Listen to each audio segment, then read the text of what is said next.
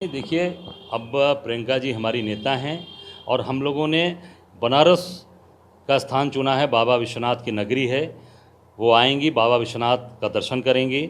और सबसे अच्छी बात यह है कि नवरात्र के महीने में आ रही हैं, तो यहाँ शिव और शक्ति, काशी ऐसी जगह है जहाँ शिव बाबा भोलेनाथ शिव और माँ पार्वती के साथ विराजमान है। धरती पर एक ऐसी ये जगह है जहाँ शिव और शक्ति दोनों का मिलन है।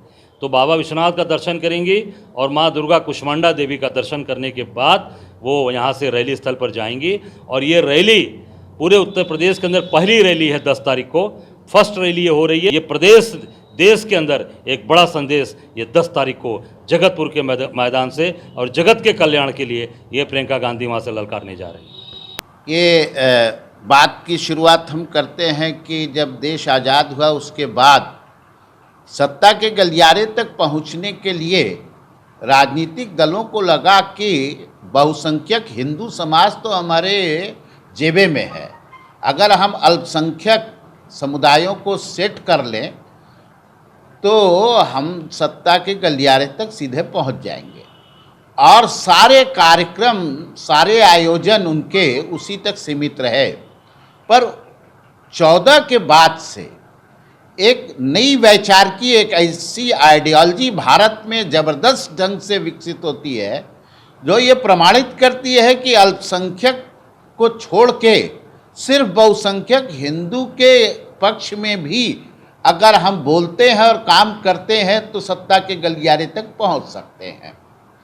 और इस तरह से प्रियंका वाड्रा जिसकी आप बात कर रहे हैं, जो काशी में आ रहे हैं, वो उसी वैचारिकी के दबाव में आ रहे हैं। साथ साथ वाड्रा तो उनके पति ईसाई हैं, उनसे हिंदू मंदिर से क्या मतलब? हिंदू से मतलब हो सकता है, हम एक साथ रहते हैं, पर मंदिर से क्या मतलब? दरअसल वो उसी हिंदू वैचारिकी के दबाव में मजबूर होके काशी आ रहे हैं।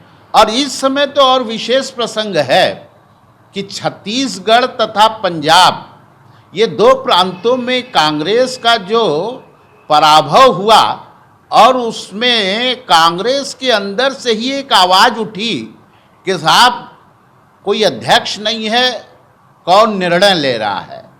अब इस ध्यान को बांटने के लिए काशी जो केंद्र है, बाबा विश्वनाथ हैं, यहाँ माँ दुर्गा हैं, यहाँ संकट मोचन है, यहाँ मालवी जी का केंद्र है, ये सारे जो हिंदुत्व के प्रतीक हैं, इन हिंदुत्व के प्रतीक के साथ साथ ये प्रधानमंत्री का संसदीय क्षेत्र भी है। तो अगर यहाँ प्रियंका गांधी आ जाएंगी तो एक नेशनल न्यूज बनेगी। इस एक प्रभाव के अंतर्गत उनका आगमन है।